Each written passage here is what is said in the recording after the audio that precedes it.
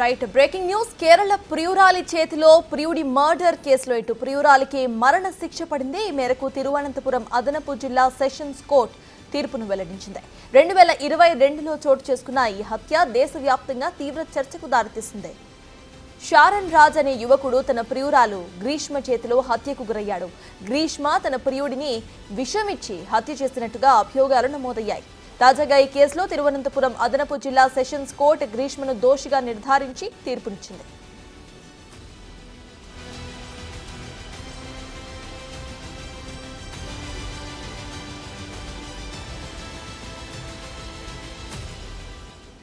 Right Kerala ప్రియురాలి చేతిలో ఇటు ప్రియుడి మర్డర్ కేసులో కీలకమైన అప్డేట్ మనం చూస్తున్నాము.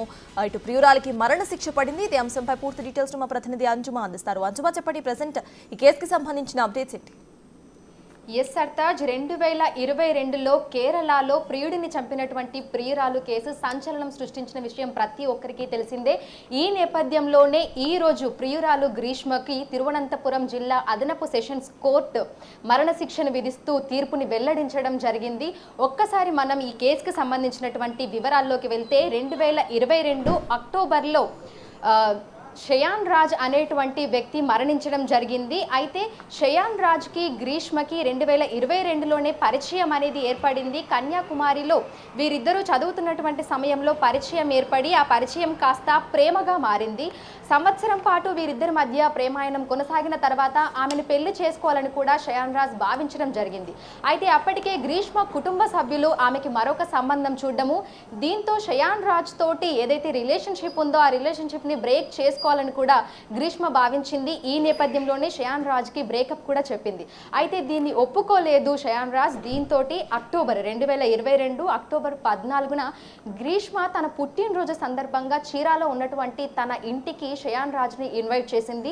ఆ సమయంలోనే తన తల్లి, మేనమామ ఇద్దరి సహాయంతో కూల్ డ్రింక్లో హెర్బిసైడ్ అనేటువంటి విషయాన్ని ఆయుర్వేద మందుని కలిపి అతనికి అందించింది. దీంతో అది తాగిన వెంటనే అతను తీవ్రమైనటువంటి కడుపు నొప్పి, వాంతులతోటి హాస్పిటల్లో అడ్మిట్ అయి దాదాపు 11 రోజుల పాటు మృత్యువుతో పోరాడి అక్టోబర్ 25న మరణించడం జరిగింది.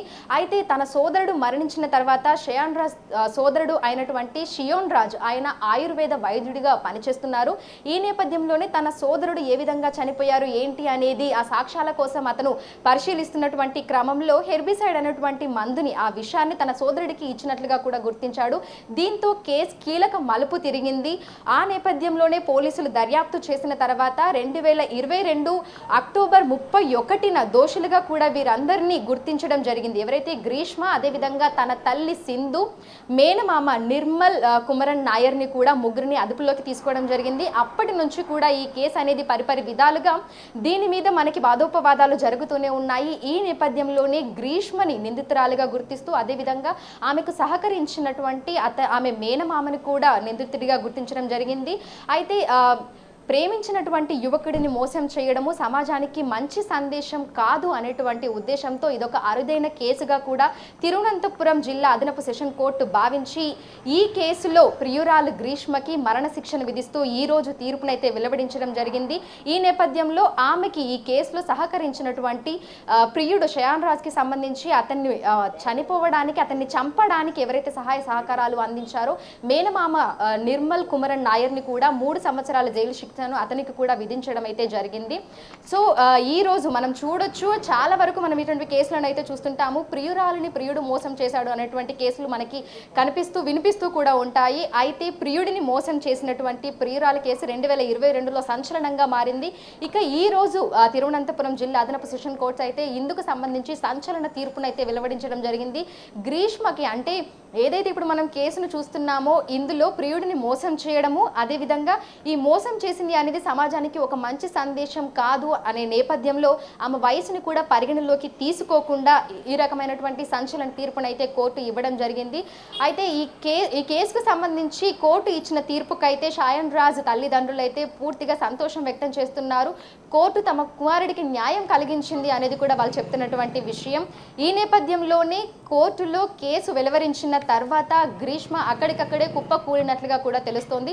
అయితే ప్రతి ఒక్కరికి కూడా ఇదొక కనువిప్పుగా మనం చెప్పొచ్చు. ఎందుకంటే ప్రియుడు ప్రియురాలు ఇటువంటి కేసులు మనం అనేకం చూస్తూ ఉంటాము. సో మోసం చేయడము, ఇంటికి పిలిపించడము, అతనికి కూల్ డ్రింక్లో విషాన్ని ఇచ్చి చంపేయడం ఇదంతా కూడా సంచలనంగా అయితే మారింది. ఇందుకు సంబంధించి ఈరోజు తిరువనంతపురం జిల్లా అదనపు సెషన్స్ కోర్టు అయితే ప్రియురాలు గ్రీష్మకైతే మరణశిక్ష విధిస్తున్నట్టుగా కూడా తీర్పును వెలువరించడం జరిగింది. Right, thank you అంజుమా.